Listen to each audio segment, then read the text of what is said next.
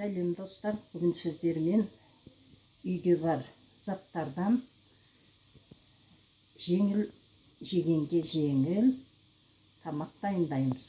Оған бізге керекті заттар азырақ нан керек, қандай нан болса да болады, бөлке нан болса да, бір пияз, азырақ укроп керек.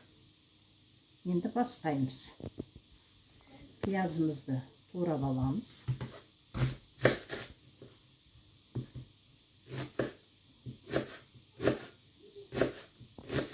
Piyazımızı турап алдық осылай. Енді нанымызды тураймыз.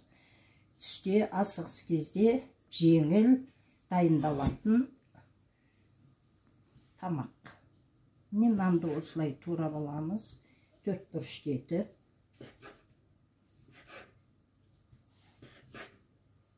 Кейде балалар ылғида жеп отырғасын жегісі келмей қалады нанды. Сол кездері осылай жасап берсеңіздер болады.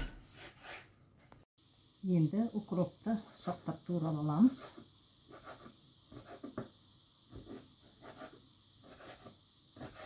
Міне майымыз қызып жатыр. Енді пиязды жақсылап қуырып аламыз.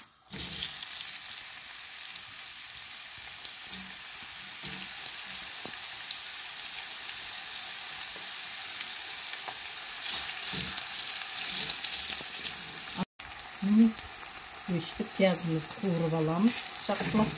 Енді оған азырақ тұз, қара бұрыш саламыз. Енді қалауыңыз бойынша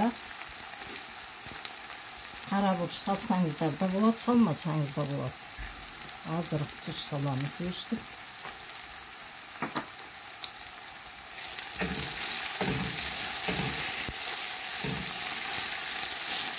Көп май емес, азырақ майға қуыру керек. Çok may қажет емес.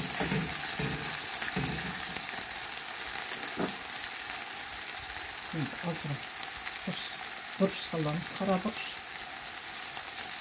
Қалауыңыз бойынша.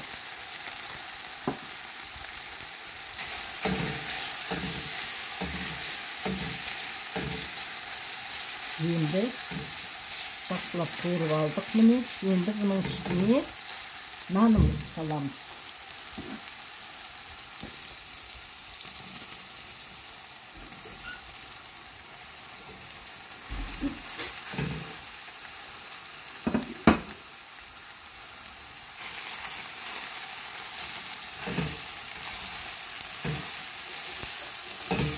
Жақсылап араластырамыз нан мен пиязды.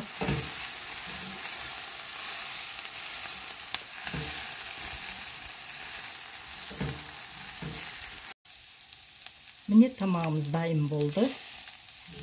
Міне жұмсақ, дәмді ас дайын болды. Енді үстіне укроп шашамыз. Өстіп укроп салып жей берсе болады. Өте дәмді болады. Сіздер де жасап көріңіздер. Егер видеомыз сіздерге ұнаған болса, лайк басып, комментарий жазуды ұмытпаңыздар.